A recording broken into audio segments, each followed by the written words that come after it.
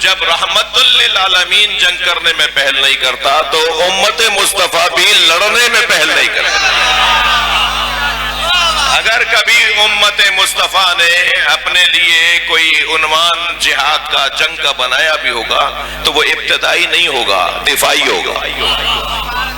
ابتدائی اور ہے، دفاعی اور ہے۔ لہذا دفاع بھی ہو تو پھر ایسا ہو کہ اسرائیل کا بھوت اترتا نظر آئے۔ صلوات پڑھے محمد و آل محمد، صلوات پڑھ لیں محمد۔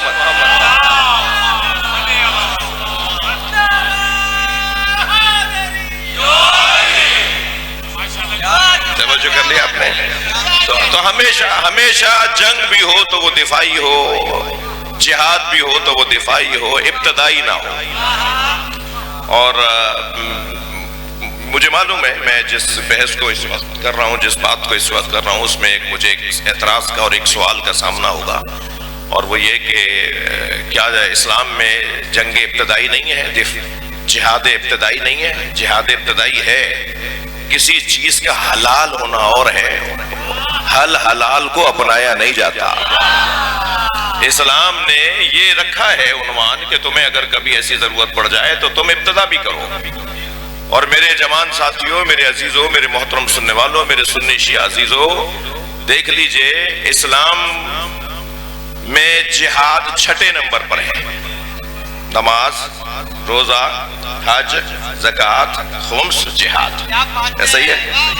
یہ جو اسلام کا چھٹا حکم ہے نا، وہ اسلام کے تمام پہلے احکامات کے رستے میں آنے والی رکاوٹوں کو ہٹانے کے لیے رکھا ہے۔ اللہ چاہتا ہے آزادی سے سجدہ کریں، اللہ چاہتا ہے جس کا وہ سجدہ کرنا چاہتے ہیں اس کا کریں۔ انسان جس کے آگے جھکنا چاہتا ہے اس کے آگے جھکے۔ یہ جو عبادت کی راہ میں رکاوٹ ہے نا، اس رکاوٹ کے ہٹانے کو جہاد کہا جاتا ہے۔ جی، کبھی بھی نہیں چاہتا اسلام خون بہتا ہوا نظر آئے۔ اللہ نہیں چاہتا کہ کسی کی خوریزی ہو، کسی کا خون بہایا جائے، اللہ بالکل نہیں چاہتا۔ اچھا، ایک صاحب کہنے لگے، بلکہ ایک مستشرق کا ایک مقالہ ہے، انہوں نے لکھا کہ جی اسلام نے تو جہاد رکھا ہی تسکین مزاج کے لیے تھا، ان کے تو مزاج میں ہی لڑنا تھا، تو یہ تو روزانہ کسی نہ کسی بہانے سے لڑتے تھے اور مدتوں لڑتے تھے اور سال آئے سال تک لڑتے تھے، تو ان کے تو مزاج میں لڑانا تھا۔ تو اسلام نے کہا جب مزاج تو پہلے ہی ہے، ان کو ایک واجب عمل دے دیا جائے کہ تمہیں کرنا تو ویسے ہی ہے، تم مانو گے تو نہیں ہماری بات، تو لو بھائی جہاد بھی تم پر واجب کر دیتے ہیں۔ اسلام نے تسکین مزاج کے لیے جہاد کو نہیں رکھا، تسکین مزاج کے لیے، میں دلیل دے رہا ہوں۔ اسی طرح ایک اور بھی کہ یہ لڑائیوں کے ذریعے سے مال کماتے تھے، لڑیں گے تو کچھ مل جائے گا، اور ہارنے والے کا تو مال غنیمت سارا اسی کو ملے گا جو جیتا ہے، تو بس آپ زور لگاؤ اس کے اوپر اور تلواریں تیز کرو اس پر اور بازو مضبوط کرو اس پہ کہ ہمیشہ جیتنا ہے، اور جو جیتے گا وہ مال غنیمت لے کر آئے گا، اور مال غنیمت معلومات 6 مہینے تک گزارا ہو گیا، نہ کچھ کرنے کی ضرورت ہے، نہ محنت مزدوری کی، جنگ کرو، لڑائی کرو اور پھر مال غنیمت جمع کر کے لے آؤ۔ تو مستشرقین کا کہنا یہ ہے کہ جہاد تسکین مزاج کے لیے تھا اور ذریعہ معاش تھا۔ نہ عزیزان گرامی جہاد ذریعہ معاش ہے اور نہ ہی تسکین مزاج ہے، اس لیے کہ جہاد کا مطلب پیسہ کمانا بھی نہیں تھا اور اپنی نفس کی تسکین بھی نہیں تھا، اس لیے کہ ہم تو مجاہد اسے دیکھتے ہیں جو میدان میں ڈٹا رہتا ہو، تو مجاہد تو وہ ہے نا جو میدان میں رکا رہے گا، مجاہد وہ ہے جو میدان میں رکا رہے گا، اور جو میدان میں رکنے والا مجاہد ہے ان مجاہدوں کے علمدار کو علی کہتے ہیں۔ ہر میدان میں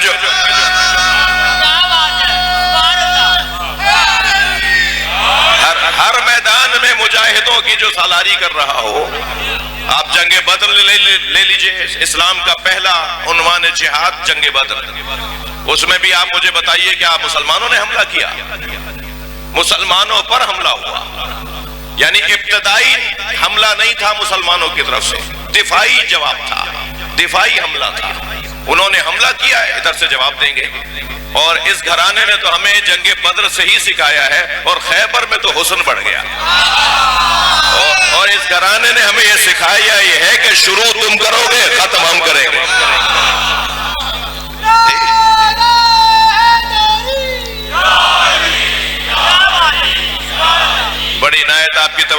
میرے ساتھ ہیں؟ تو پہلا جہاد جو ہوا وہ بھی دفاعی تھا، وہ بھی ابتدائی نہیں تھا، ابتدائی انہوں نے نہیں کی مسلمانوں نے۔ مشرکین مکہ نے جنگ بدر میں حملہ کیا اور پھر اس حملے کے نتیجے میں مسلمانوں نے جواب دیا، اور حملہ بھی 3000 کا لشکر، مشرکین کا 3000 کا لشکر، مسلمانوں کا 313 کا لشکر۔ جی کہاں 3000 کہاں 313۔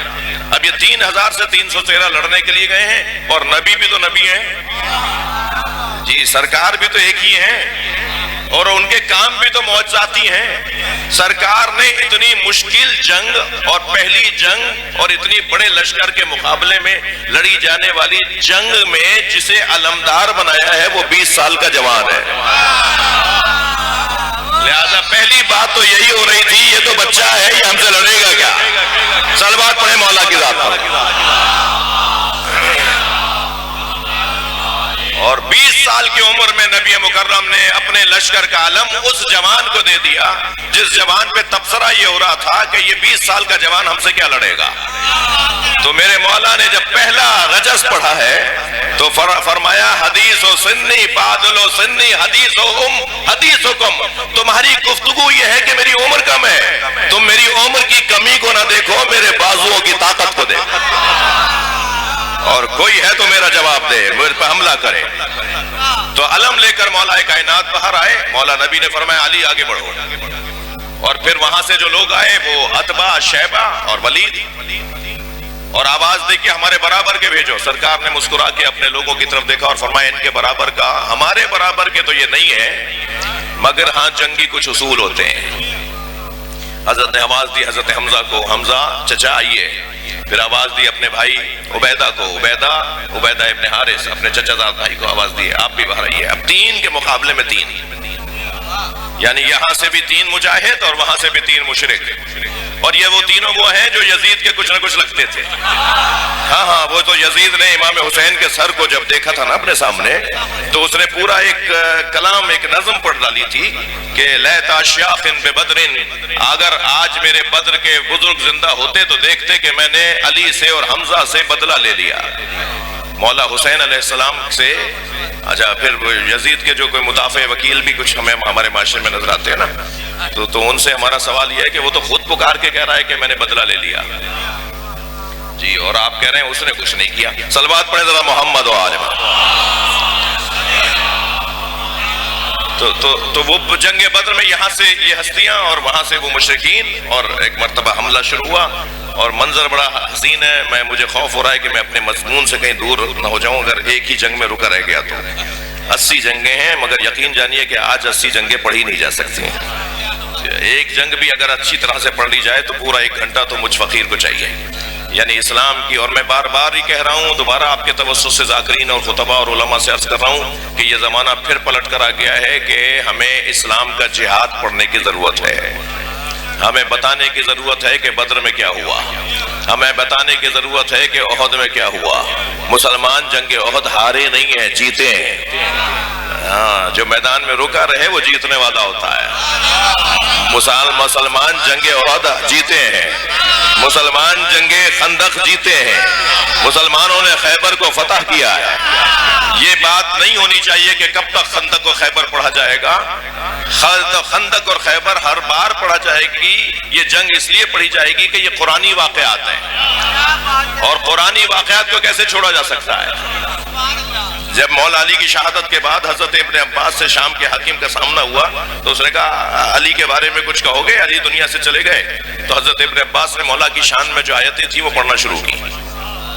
تو جب ایک آیت پر دوسری آیت مولا علی کی شان میں حضرت ابن عباس پڑھ رہے تھے، حبر الامہ رضی اللہ تعالیٰ عنہ، تو ایک مرتبہ اس نے آواز دے کر کہا کوئی اور بات کرو۔ مولا کی شان میں وہ آیات سنا رہے تھے تو کہنے لگا کوئی اور بات کرو، تو حضرت نے فوراً فرمایا انہانی ان تلاوت القرآن، تم مجھے قرآن پڑھنے سے روک سکتے ہو؟ قرآن پڑھنے سے کیسے روکو گے؟ صلوات پڑھ لیں ذرا محمد و آل۔ تو خیبر بھی قرآنی واقعہ ہے، خندق بھی قرآنی واقعہ ہے، احد اور بدر بھی قرآنی واقعات ہیں۔ جب قرآن میں ہے تو بھائی پڑھے جائیں گے، اور اس لیے بھی پڑھے جائیں گے کہ یہ شجاعت کے، بہادری کے واقعات پڑھنا اس لیے ضروری ہے تاکہ میرے اندر بھی شجاعت آئے۔ ہم سننے والوں کے اندر بھی شجاعت ہے، نہیں ہو سکتا، خود بخود کا مسئلہ ہے۔ 2 گھنٹے تک اگر میں گلاب بیچنے والے کے دکے پہ بیٹھ کر آؤں تو 4 گھنٹے تک میرے اندر سے گلاب کی خوشبو آئے گی۔ جو ہر مجلس میں مولا علی کی شجاعت سن رہا ہو وہ بزدل کیسے رہے گا؟ وہ خود بخود بہادر ہوتا چلا جائے گا۔ تو ضرورت اس امر کی ہے کہ شجاعت کو، بہادری کو عام کرنے کے لیے ان قصوں کو دہرایا جائے جو بہادری کے قصے ہیں۔ تو جنگ بدر میں بڑا حسین منظر بنا، اور اس میں جلدی گزر رہا ہوں، مجھے اپنی مقدمے کو مکمل کرنا ہے اور پھر اصلی مضمون کی طرف کہ وہ فتح مبین ہے کیا۔ صلوات پڑھیں ذرا محمد والے۔ بھائی میں بار بار صلوات آپ کے فائدے میں بھی پڑھوا رہا ہوں، اس کا ثواب بہت زیادہ ہے، ایک بلند صلوات ہو۔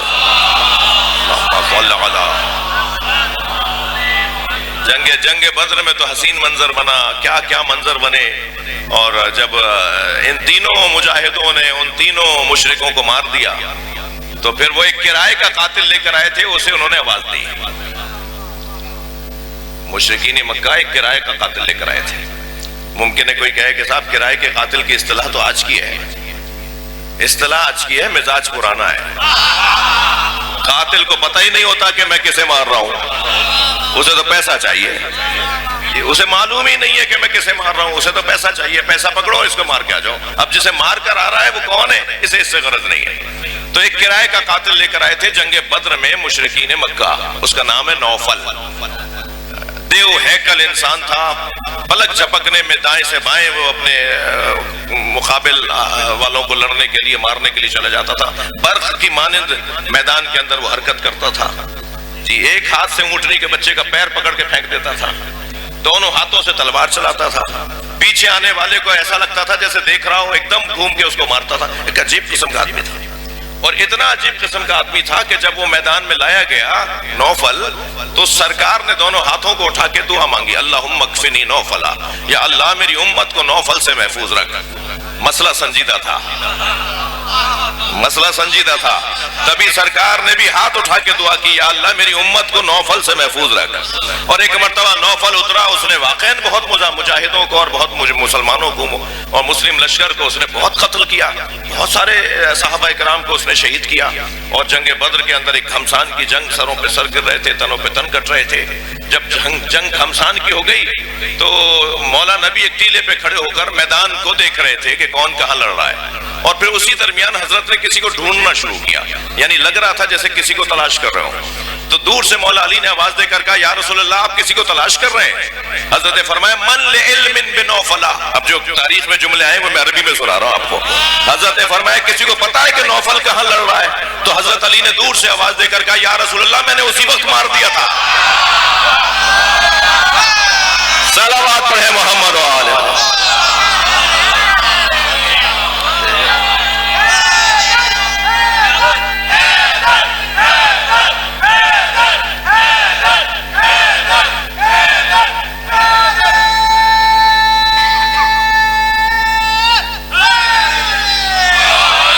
جنگ بدر میں ایک اور حسین منظر، اب میں پوری جنگ بدر نہیں پڑھنا چاہ رہا، مگر اتنا ضرور ہے کہ جب جنگ بدر تمام ہوئی نا تو صحابہ کرام سے رضوان اللہ تعالیٰ علیہم، صحابہ کرام سے نبی مکرم نے پوچھا کہ تم نے کس نے کہاں لڑ جا کر اور کیسے جنگ لڑی ہے، بتاؤ، گزارش سناؤ، کیا ہوا جنگ میں بدر میں، میدان میں ہوا کیا؟ تو صحابہ کرام نے بہت ساری اچھی باتیں بتائیں، بہت ساری تلخ باتیں بھی بتائیں کہ کیا ہوا، اور انہی باتوں میں ایک بات سب نے کی کہ ایک عجیب منظر تھا یا رسول اللہ، ہر مشرک مرتے ہوئے کہتا تھا قتلانی علی، مجھے علی نے مارا ہے۔ ہر مشرک گرتے ہوئے کہتا تھا مجھے علی نے مارا ہے۔ سرکار مسکرائے اور فرمایا، اللہ نے 3000 فرشتے جو آسمان سے بھیجے تھے وہ سب علی کی شکل کے تھے۔ صلوات پڑھ لیں مولا علی کی ذات پر۔ جنگ بدر اتنی مشکل جنگ کہ آسمان سے اللہ کو فرشتوں کی مدد بھیجنی پڑی۔ پھر اس کے کچھ عرصے کے بعد جنگ احد ہوئی۔ جنگ احد میں کیا منظر بنا وہ بھی آپ کے پیش نظر ہے۔ جس جنگ میں مجاہد کی جمع مردی پر اللہ تحفے میں ذوالفقار بھیج دے، اس جنگ کا منظر کیا ہوگا؟ پھر جنگ بنی مستلق ہوئی، پھر جنگ خندق ہوئی، پھر جنگ بنی نذیر ہوئی، پھر جنگ خیبر ہوئی، پھر جنگ حنین ہوئی۔ ہر میدان کے اندر ایک عجیب منظر بنتا نظر آیا۔ 80 جنگوں کا سامنا سرکار نے کیا، چھوٹی بڑی جنگیں ملا کر، کچھ میں خود شریک ہوئے، کچھ میں حضرت شریک نہیں ہوئے، ضرورت نہیں تھی شریک ہونے کی، اور غزوات تھے اور سرایا تھے۔ سرکار دو جہاں نے 80 جنگوں کا سامنا کیا مدینہ منورہ کی زندگی میں، مگر عزیزو کسی جنگ کے جیتنے پر اللہ نے نہیں کہا انا فتحنا لک فتحا مبینا۔ بدر کے جیتنے پہ اللہ نے نہیں کہا کہ ہم نے آپ کو کھلی فتح دے دی، خندق اور خیبر کے جیتنے پر نہیں کہا، حنین کے جیتنے پر نہیں فرمایا، اللہ کی طرف سے پیغام نہیں آیا کہ ہم نے آپ کو فتح مبین عطا کر دی، ہم نے آپ کو کھلی فتح عطا کر دی۔ اتنی بڑی بڑی مشکل جنگیں، میں وقت کی تنگی بھی ہے کیونکہ ماتمداری بھی ہے، میں جلدی اپنے مضمون کو مکمل کروں، اتنی مشکل جنگوں کے جیتنے پہ بھی اللہ نہیں کہہ رہا کہ ہم نے فتح مبین عطا کی ہے۔ عزیزان گرامی، جب تلواریں رکھوا دی گئیں اور قلم چلوایا گیا تو قلم کے چلنے پر اللہ نے کہا انا فتحنا لک فتحا مبینا، جسے صلح حدیبیہ کہا جاتا۔ یہاں تو تلوار بھی نہیں چلی، یہاں تو کسی کا سر بھی نہیں کٹا، یہاں تو میدان کے اندر کسی مشرک کو مارا بھی نہیں گیا، صرف قلم چلا تھا۔ ابھی قلم چل رہا تھا اور نبی مکرم کے اس صلح نامے پر مسلمان مطمئن ہو کر واپس جا رہے تھے۔ اللہ نے کہا یہ ہے جسے فتح کہا جاتا ہے۔ صلوات پڑھیں ذرا محمد و آل انا فتحنا لک فتحا مبینا۔ تلواروں کو رکھ دو اور اب قلم چلاؤ۔ کتنا بڑا پیغام ہے یہ، قرآنی پیغام ہے، اسلام کی تاریخ کا پیغام ہے کہ تلوار کے چلنے پر اور تلوار سے جیتنے پر جو جنگ جیتی جاتی ہے وہ کوئی فتح ہے بھی تو فتح مبین نہیں ہے۔ فتح مبین تو وہ ہے جو اعصاب کی مضبوطی کو ثابت کرے، فتح مبین تو وہ ہے کہ جو تمہاری برداشت اور تحمل مزاجی کو ثابت کرے، فتح مبین تو وہ ہے جو قلم سے لڑی جانے والی جنگ ہو۔ میں اپنے بچوں جوانوں سے کہوں گا، سنی شیعہ بھائیوں سے کہوں گا کہ اگر کسی مارکے کو سر کرنا ہے تو قلم چلانے کا ہنر سیکھیے۔ صلوات پڑھیں محمد و آل قلم کا ہنر، قلم کی مار ایسی مار ہے جو اس کی مار کھانے والے ہی جانتے ہیں کہ ہم نے کیسی مار کھائی ہے، اور اس مار کو مارنے والے جانتے ہیں کہ ہم نے کیسی مار ماری ہے۔ قلم، 3 لوگ روکنے آ گئے نبی کو، 1000 آدمی تھے سرکار کے ساتھ، 3 لوگوں نے روک دیا نبی کو کہ نہیں جائیں گے آپ مکے میں، صلح کریں گے ہم آپ کے ساتھ، معاہدہ کریں گے، اس کے بعد پھر طے ہوگا کہ آپ کو آنا بھی ہے یا نہیں آنا۔ کچا کھا جاتے ہیں ان 3 لوگوں کو، اتنی بڑی تعداد میں مسلمان تھے، ایک اشارے کی دیر تھی، مگر سرکار تو تلاش میں تھے نا کہ وہ دن کب آئے گا جو فتح مبین کا دن ہوگا۔ گویا نبی تو تلاش میں تھے نا کہ ایسا کوئی منظر بنے، اور پھر معاہدہ ہونے لگا کہ واپس جائیے۔ حضرت نے فرمایا معاہدہ لکھا جا رہا ہے، لکھو بھائی بسم اللہ الرحمن الرحیم، اس پر بھی اعتراض ہو گیا۔ اچھا پھر سرکار نے سمجھایا کہ بھائی تم بھی تو کسی کو اللہ مانتے ہو، تم اپنی نیت کرو، ہم اپنی نیت کر رہے ہیں۔ صلوات پڑھیں ذرا محمد و آل جی۔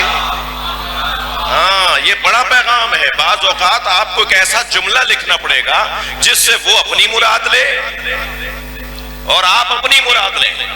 وہ کہے جی میں تو اپنے مطلب کو سوچ رہا تھا، وہ کہے جی میں اپنے، اس کو یہ ایک بہت بڑی حکمت ہے۔ دستاویزات بنانے والے، معاہدے بنانے والے، تحریریں لکھنے والے اتنا ہنر جانتے ہوں کہ تحریر بنائیں تو ایسی بنائیں کہ جو سب کے لیے مشترکہ بھی ہو اور سب کے حقوق کے اس میں تحفظ بھی ہو رہا ہو۔ پھر کہا محمد رسول اللہ، اس نے کہا رسول اللہ مان رہے ہوتے تو جھگڑا کس بات کا تھا، ہم رسول اللہ نہیں مانتے۔ تو حضرت نے فرمایا علی ان سے پوچھو کیا لکھیں، پھر انہوں نے کہا محمد ابن عبداللہ لکھیں۔ حضرت نے فرمایا علی لکھ دو محمد ابن عبداللہ، محمد رسول اللہ کی جگہ محمد ابن عبداللہ۔ اس سال آپ واپس جائیں گے، آپ آئندہ سال آئیں گے، علی لکھ دو ہم آئندہ سال آئیں گے۔ آپ کا آدمی ہمارے پاس آئے گا تو ہم واپس نہیں کریں گے۔ مولا نے فرمایا علی لکھ دو ہمارا آدمی ان کے پاس جائے تو یہ واپس نہ کریں۔ ہمارا آدمی آپ کے پاس آئے گا تو آپ کو واپس کرنا پڑے گا. حضرت فرمایا علی لکھ دو ان کا آدمی ہمارے پاس آئے گا تو ہم واپس کریں گے. ساری باتیں انہی کی مان لی. بھئی 1400 سال کے بعد جا کر یہ بات سمجھ میں نہیں آ رہی تو اس وقت کے مسلمان شک نہ کرتے تو کیا کرتے؟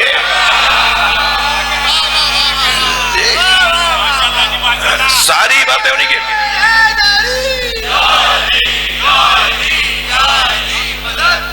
میں ان کے شک کرنے کا وہ نہیں کر رہا کہ ان کا دفاع نہیں کر رہا کہ انہوں نے صحیح شک کیا، مگر مشکل ہے نا یہ بات. ساری باتیں انہی کی مان لی، ہماری کوئی بات نہیں مانی جا رہی. پھر کہا جا رہا ہے کہ ذرا توجہ تو کرو، اگر محمد رسول اللہ ٹھیک تھا تو محمد ابن عبداللہ غلط کب ہے؟ ایک ٹھیک ہٹا کے دوسرا ٹھیک ہی تو رکھا جا رہا ہے. تھوڑا سا اینک بدل کے تو دیکھو، زاویہ بدل کے تو دیکھو. وہی چیز جس کو تم سمجھ رہے ہو کہ ان کی بات مان لی، جو مان لی وہ بھی تو اپنی بات ہے. وہ پہلی والی بات اگر اپنی تھی تو یہ والی بات بھی تو اپنی ہے. اور 1 سال بعد واپس آئے تو کتنا اچھا ہے. 1 سال بعد چلے جاتے ہیں. 1 سال کی برداشت بہت آسان ہے بنسبت 1400 سال کی برداشت کے. کچھ نہیں ہوتا اگر صلح حدیبیہ نہ ہوتی. صلوات پڑھے محمد و آل محمد. یہ سب برباد ہو جاتا، یہ سب ختم ہو جاتا اگر صلح حدیبیہ نہ ہوتی. 1 سال کی سرکار نے اپنی امت کو برداشت کروائی اور آج تک مسلمانوں کا بول بالا ہے. اتنی سی برداشت. سال کتنی جلدی گزر گیا ہوگا، پتہ ہی نہیں چلا سال گزر گیا. اور کہا جی آپ کا آدمی ہمارے پاس آئے گا تو ہم واپس نہیں کریں گے. علی لکھ دو ہمارا آدمی ان کے پاس جائے گا تو یہ واپس نہ کریں. جو ہمیں چھوڑ کر چلا گیا وہ اس قابل کا ہے جو اسے واپس مانگے. ہمارا آدمی آپ کے پاس آئے گا تو آپ کو واپس کرنا پڑے گا. مولا نے فرمایا علی لکھ دو ان کا آدمی ہمارے پاس آئے گا تو ہم واپس کریں گے. جب ان کا آدمی ہمارے پاس آ جائے گا تو مسلمان بنا کے لوٹانا تو ہمارا کام ہے. سارے پیغامات سرکار نے وہ رکھے جن کا نتیجہ پھر فتح مکہ کی صورت میں بنا. لہٰذا میں ان بچوں جوانوں سے کہہ رہا ہوں اپنی زندگی میں بھی صلح حدیبیہ تلاش کرو. روزانہ صلح حدیبیہ کا منظر گھروں میں بنتا ہے. صلوات پڑھے ذرا نبی کے ذات پر. آفسوں میں بنتا ہے، ملکوں میں بنتا ہے، صوبوں میں بنتا ہے. عالمی سطح پہ روزانہ صلح حدیبیہ کا ماحول بنتا ہے. اور یاد رکھیے ہر صلح حدیبیہ کے بعد فتح مکہ یقینی ہے. فتح مکہ ضروری ہے. صلح حدیبیہ آج ہوگی، کل فتح مکہ ہے. اللہ نے اس برداشت کو، اس تحمل مزاجی کو فتح مبین کہا ہے. تھک گیا برداشت نہیں، اس عنوان کو اللہ نے فتح مبین کہا ہے. مجھے بتائیے نبی کی روش پہ چلنے والے آل نبی، نبی کی دی ہوئی سیرت پہ چلنے والے آل نبی کربلا میں جیت کر آئے یا کسی کو ہرا کر آئے؟ ایسی جیت جیتی ہے، ایسی جنگ جیتی ہے علی کی اولاد نے، نبی کے بچوں نے، کہ مفہوم فتح و نصرت ہی بدل دیا. جیتنے اور ہارنے کا مطلب ہی بدل دیا. اہل بیت وہ گھرانہ ہے جو لغت کو تبدیل کر دیتا ہے. اب تک جیتنا کسی اور کو کہا جاتا تھا اور ہارنا کسی اور کو کہا جاتا تھا. اب حسین اور حسین کی بہن زینب نے بتا دیا کہ ہارا کون ہے اور جیتا کون ہے.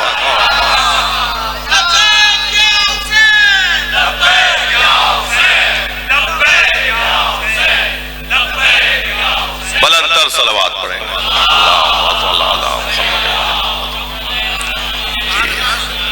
جو رسیوں میں باندھ کر لے جائے گئے تھے وہ اب قیامت تک ذہنوں کی رسیاں کھول رہے ہیں. جنہوں نے تلواریں اٹھائی تھیں آج تک ان پہ لعنت کی تلواریں پڑ رہی ہیں. بتائیے کون جیتا؟ کوئی جھوٹے سے بھی چھپ کے بھی اگر یزید کو کچھ آگے پیچھے اس کے احترام کے لفظ لگانے لگے گا نا تو دائیں بائیں مڑ کے دیکھے گا کہ اگر میں نے یزید کے ساتھ اور شمر کے ساتھ اور خولی کے ساتھ اور سنان کے ساتھ اور عمر ابن سعد کے ساتھ اور عبید اللہ ابن زیاد کے ساتھ اگر میں نے کچھ آگے پیچھے کوئی احترام کا رشتہ لگا دیا تو دائیں بائیں مڑ کے دیکھتا ہے کہ کہیں مجھ پہ لعنت شروع نہ ہو جائے. 750 سال تک بنی امیہ اور بنی عباس کی حکومتیں رہیں، مگر بہت سو کی قبروں کا نہیں پتا اور کسی حسین کی قبر کا نہیں پتا۔ میں شہنشاہ حسین نقوی زندہ ہوں، اس پر مجھے شک کرنا چاہیے، مگر امام حسین زندہ ہیں، اس پر مجھے یقین ہونا چاہیے۔ اس سے زیادہ زندہ وجود ہی کوئی نہیں ہے، آج بھی جس کا تذکرہ لوگوں کو زندگی عطا کرتا ہو۔ آج ان کے ذکر کے ذریعے سے ہماری روحوں کو زندگی ملتی ہے، ہمارے اعصاب کو مضبوطی ملتی ہے، ہماری سوچ میں تازگی آتی ہے، اور پھر برکت اور رحمت اور رزق کا بڑھنا اور دعاؤں کا قبول ہونا اپنی جگہ۔ اس ذکر کی وجہ سے اپنے گھر میں جب ہم یہ ذکر کرتے ہیں تو اس سے جو رزق بڑھتا ہے، اس سے جو رحمتیں بڑھتی ہیں، اس سے جو مغفرتیں ہوتی ہیں، وہ اپنی جگہ۔ اور ساتھ میں مسلسل چراغ ہدایت ہے امام حسین۔ میں نے نہیں کہا، یہ نبی کا فرمان ہے۔ 3 سال کی عمر میں امام حسین نبی کی خدمت میں حاضر ہوئے، دوڑتے ہوئے آ رہے تھے نانا کے قریب۔ سرکار صحابہ کرام کی انجمن اور ان کے حلقے میں بیٹھے ہوئے تھے کہ امام حسین دوڑتے ہوئے آ رہے ہیں نبی کی طرف، اپنے نانا کی طرف۔ تو آتے ہوئے دیکھ کر سرکار نے فرمایا، مرحبا مرحبا یا زین السماوات والارض، خوش آمدید خوش آمدید ہے آسمانوں اور زمین کی زینت۔ تو ایک صحابی محترم نے کہا، انت زین السماوات والارض یا رسول اللہ، اے اللہ کے رسول آپ ہیں آسمانوں اور زمین کی زینت۔ تو حضرت نے اتنی دیر میں امام حسین نبی کی گود میں آ چکے تھے، دوڑتے ہوئے آئے اور نبی کی گود میں آ کے بیٹھ گئے۔ تو نبی مکرم نے فوراً فرمایا، ان ابنی ہادا، میرا یہ بچہ حسین، یہ میرا بیٹا حسین، ان ابنی ہادا اکبر فی السماء من الارض، آسمانوں میں زمین سے زیادہ بڑا ہے۔ اکبر فی السماء من الارض لمکتوب علی یمین العرش، اور عرش کی سیدھی طرف لکھا ہوا ہے، نبی فرما رہے ہیں، یہ سرکار کا قول، عرش کے سیدھی طرف لکھا ہوا ہے، ان الحسین مصباح الہدی وسفینۃ النجات، حسین چراغ ہدایت ہے اور کشتی نجات ہے۔ آج بھی امام حسین کا ذکر نجات کا ماحول ہی تو بنا رہا ہے۔ جی ہم جتنی دیر تک مجلس میں بیٹھے ہوتے ہیں، اتنی دیر تک ہم عرش سے جڑ جاتے ہیں یا نہیں؟ یہ واحد فرش ہے جو ہمیں عرش سے مستقیم کر دیتا ہے۔ حدیث مبارکہ میں ہے کہ جہاں نبی نے تو اتنا کچھ فرما دیا امام حسین کے لیے، من احب حسین فقد احب اللہ، جو حسین سے محبت کرتا ہے اللہ اس سے محبت کرتا ہے۔ کیا قاعدہ ہے، کیا فارمولہ ہے۔ اور پھر حدیث مبارکہ میں ہے کہ جب زمین پر فرش بچھایا جاتا ہے امام حسین کے ذکر کے لیے، تو اللہ کی بارگاہ میں فرشتے درخواستیں رکھتے ہیں کہ ہمیں اس مجلس میں جانے دیا جائے۔ تو پھر انعام کے طور پر فرشتوں کو، منتخب فرشتوں کو منتخب کیا جاتا ہے اور انعام کے طور پر انہیں زمین پہ بھیجا جاتا ہے۔ اور جب یہ یہاں سے واپس جاتے ہیں تو رہ جانے والے فرشتے کہتے ہیں کہ تمہارے اندر سے ایسی خوشبو آ رہی ہے جو آج تک ہم نے نہیں سونگھی۔ تو وہ کہتے ہیں ہم زمین پر گئے تھے جہاں حسین کا ذکر ہو رہا تھا، تو وہ کہتے ہیں ہمیں بھی لے جاؤ، ہمیں بھی لے جاؤ اس مجلس میں۔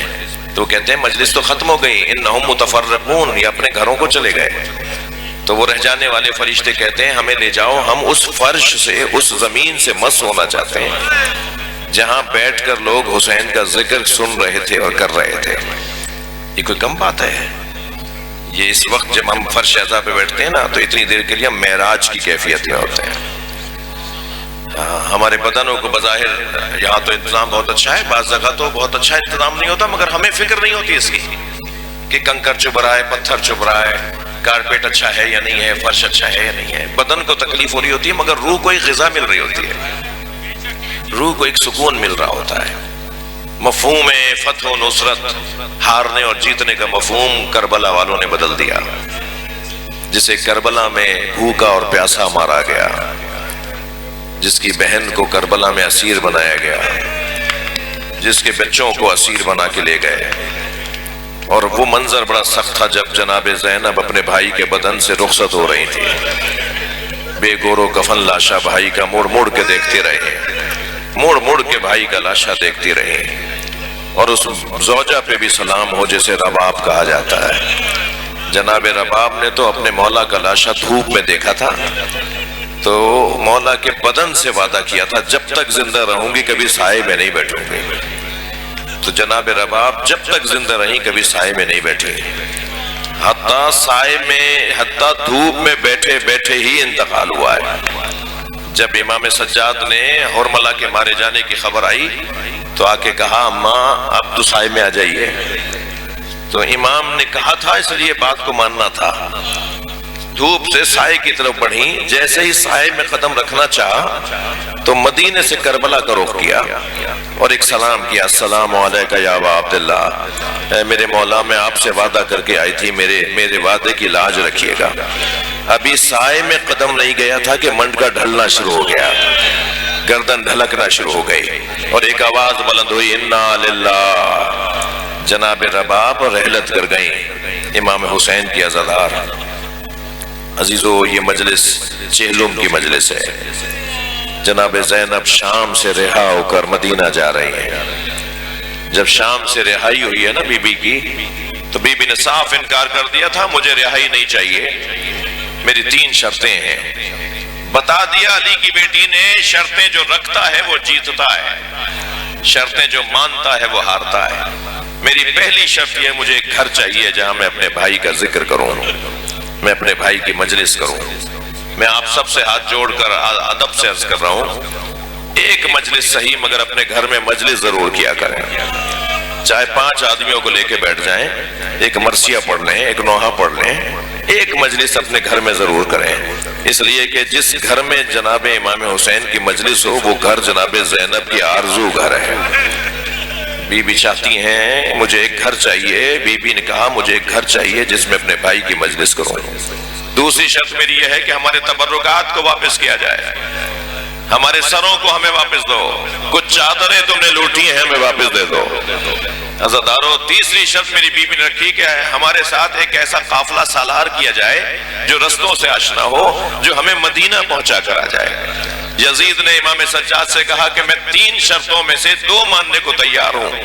میں آپ کو ایک گھر دیتا ہوں جہاں آپ عزاداری کریں، میں ایک قافلہ سالار آپ کے حوالے کرتا ہوں جو آپ کو مدینہ پہنچا کر آئے، مگر تیسری شرط کیسے مانوں؟ کوئی تبرک لوٹ کے کہیں لے گیا، اللہ کوئی چادر لوٹ کے کہیں لے گیا، کوئی سکینہ کی بالیاں لوٹ کے کہیں لے گیا. کہنے لگا وہ میں کیسے واپس کروں گا؟ میں آپ کو اس کی قیمت دینے کو تیار ہوں. امام سجاد بیٹھے ہوئے تھے، کھڑے ہو گئے. امام نے فرمایا تیرے پاس وہ دولت کہاں ہے جو اس کرتے کی قیمت ادا کرے جو میری دادی زہرا نے میرے بابا حسین کے لیے سے؟ تیرے پاس وہ دولت کہاں ہے جو اس چادر کی قیمت ادا کرے جو میری پھوپھی زینب کے سر سے اتاری گئی؟ اجرکم اللہ. میری بیوی نے 10 دن تک شام میں عزاداری کی، عشرہ کیا ہے پورا، اور پھر آخری دن سروں پہ سر آنا شروع ہوئے اور تبرکات لوٹنا شروع ہوئے. ایک گٹھڑی لا کے رکھی گئی، جناب زینب نے گٹھڑی کھولی تو اس میں چادریں تھیں، اس میں زیورات تھے. رونے والوں اس میں بالیاں بھی تھیں. میری بی بی زینب نے ایک چادر کو دیکھ کے آواز دی، بہن ام کلثوم آپ کی چادر آ گئی ہے. ایک اور چادر کو دیکھ کے کہا، اے بھابی رباب آپ کی چادر آ گئی ہے. بیبیوں کو بی بی نے چادریں دینا شروع کی. سنیں گے ایک چھوٹی سی چادر پہ نگاہ گئی، اس چادر کو اٹھایا قبر سکینہ پہ پھیلا دیا. اجرکم اللہ، اجرکم اللہ. جن کے مذہب میں رونا جائز ہے وہ تکلف کر کے نہ روئے. اور جناب سکینہ کو آواز دے کر کہا سکینہ اٹھو تمہاری چادر واپس آ گئی، چلو ہم مدینے واپس جا رہے ہیں. اور پھر ایک مرتبہ جناب زینب کے سامنے سروں پہ سر آنا شروع ہوئے. ہر شہید کے سر کو ہر اس شہید کی وارث بی بی نے گود میں لے کر پرسہ لیا ہے. اور پھر 10 دن کے بعد شام سے روانگی ہوئی ہے. جناب زینب نے باہر آ کے دیکھا محملیں کھڑی تھیں، اماریاں کھڑی تھیں، ان پہ رنگین پردے لگے ہوئے تھے. میری بی بی زینب نے فرمایا زین العابدین میں ان سواریوں میں نہیں بیٹھوں گی. اجعلوها سودا حتی یعلم الناس نحن فی عزائے اولاد زہرا. انہیں کالے کپڑوں میں تبدیل کرواؤ تاکہ جہاں جہاں سے سواریاں جائیں لوگ سمجھ جائیں کہ اولاد زہرا کے عزادار جا رہے ہیں. میری بی بی نے انہیں کالے کپڑوں میں تبدیل کروایا. جب محملیں تبدیل ہو گئی اجرکم اللہ، تو ایک مرتبہ ایسا مرحلہ آیا کہ ساری بیویوں میں جناب رباب نظر نہیں آئی. سب بیٹھ رہی ہیں مگر بی بی رباب نظر نہیں آ رہی. تو امام سجاد سے پوچھا اے زین العابدین بھابی رباب نظر نہیں آ رہی؟ تو بی بی سے مولا نے فرمایا مجھے معلوم ہے میری ماں کہاں ہے. آگے آگے امام سجاد، پیچھے پیچھے بیبیاں. زندان شام میں قدم رکھا. مجلس میں خواتین بھی آئی ہوئی ہیں نا، اور یہی بات میں سنیں گے بھی نا مجلس کو. میں ان خواتین سے کہ جن کے چھوٹے چھوٹے بچے ہیں، خاص طور پر جن کی بیٹیاں ہیں، کیا دیکھا کہ جیسے کوئی ماں اپنے بچے کو گلے سے لگائے ہوئے ہو. جناب رباب نے قبر سکینہ کو سینے سے لگایا ہوا ہے اور ایک بین کر رہی ہے سکینہ اٹھو. جناب زینب کی آواز آئی بھابی قافلہ تیار ہے. تو سر اٹھا کر بی بی کو دیکھا اور فرمایا زینب میرا مدینے میں کون ہے؟ میرا والی کربلا میں رہ گیا، میری بچی اکیلی ہے. بس آخری جملے سن لیجئے. کیسے لے کر آئے ہیں جناب رباب کو، بہت مشکل بیان ہے.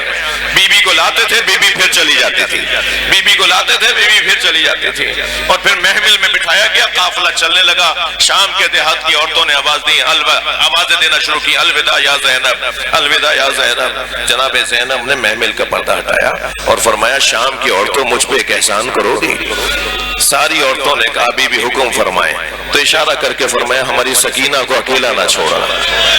اللہ اللہ آپ کو شام لے جائے. اب کی دفعہ جب آپ شام جائے نا تو زری سے قبر کو ضرور دیکھیے گا.